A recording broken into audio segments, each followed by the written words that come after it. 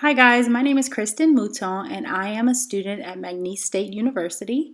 I am going to talk about my service learning project, which entails youth homelessness in Vermilion Parish.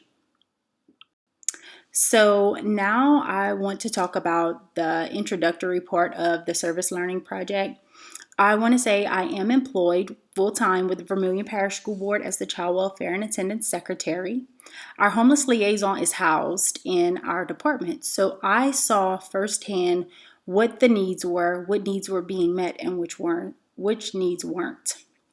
We had a total of 41 students. Out of the 41, 26 were middle and high school students who were declared homeless. So that made for 64% of the population. I was actually able to conduct these interviews before the global pandemic, so I'm very thankful for that opportunity. And I was able to interview 8 students. So here I want to talk about just briefly the McKinney-Vento Act that was enacted in 1987. This is what the Louisiana Department of Education uses to determine if a student is homeless or not. I put this here just because there may be some misconception about what homelessness really is. So you could just see certain things that if a student does not have a adequate nighttime residence, that would be considered homeless, or maybe an unaccompanied youth or student that is not residing with their parent or guardian.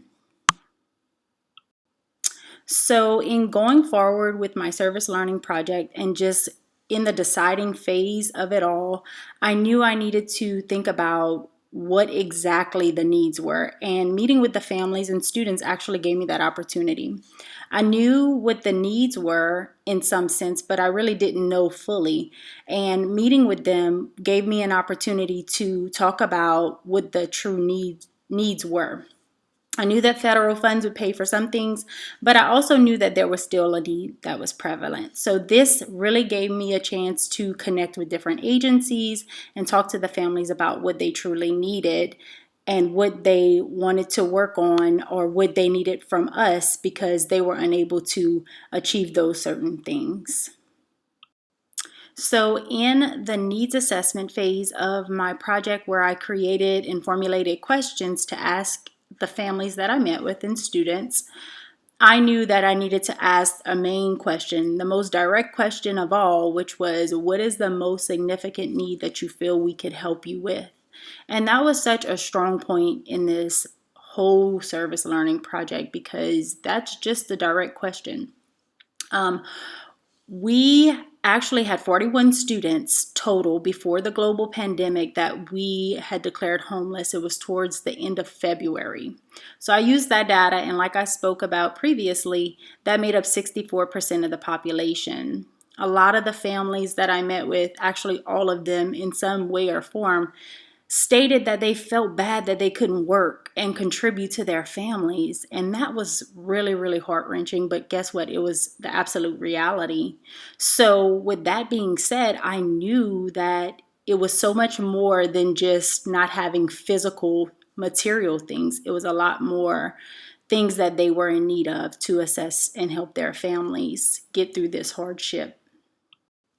So I have to say, this was probably my most favorite part of this project. I say this because I love talking and networking with people, especially people who are making major changes in our community. We may not see it, but at this time, I was able to really see what people were doing. I knew that this was the greatest opportunity for me to connect and network with people who are already making changes, but we needed to put it out there. What services were there for these families in need? At this point is where I created a resource guide. It was pen and paper at the time. I hadn't typed anything, but I was truly just writing things down, calling people, and whether it was on the phone or via Zoom, I was able to really connect with a lot of local community organizations and lots of nonprofits who are out there to help people, but just families don't know about them.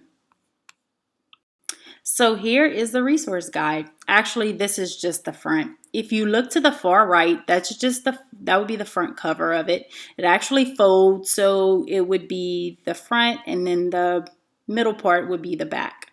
I want to say I enclosed the information about the local school district because this may get in the hands of someone that has not been formally declared homeless and may be eligible for federal funds. So I wanted to put that information out there because this may go to someone who is not receiving the benefits that they're entitled to or may not know about this. So I thought that was important too.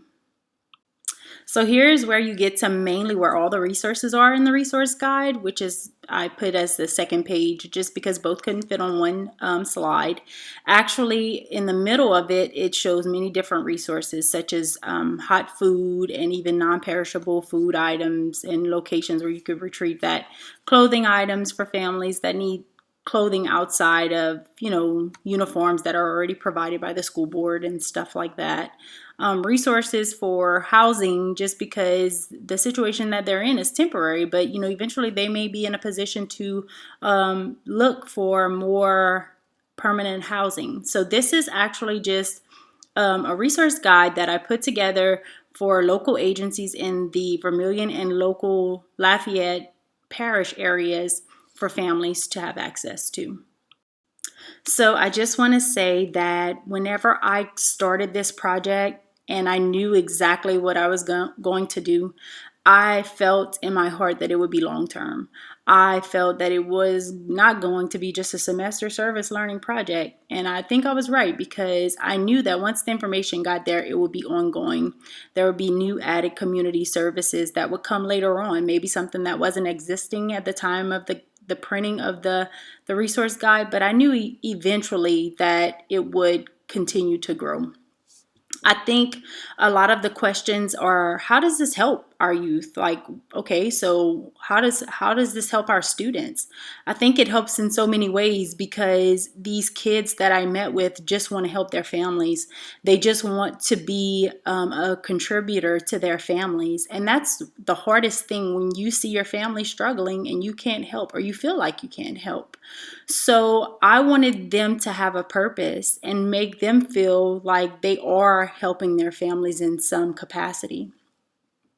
I want to say also that this is a collaborative effort. It takes all parties involved to come together and provide those services for families, for people to have access to.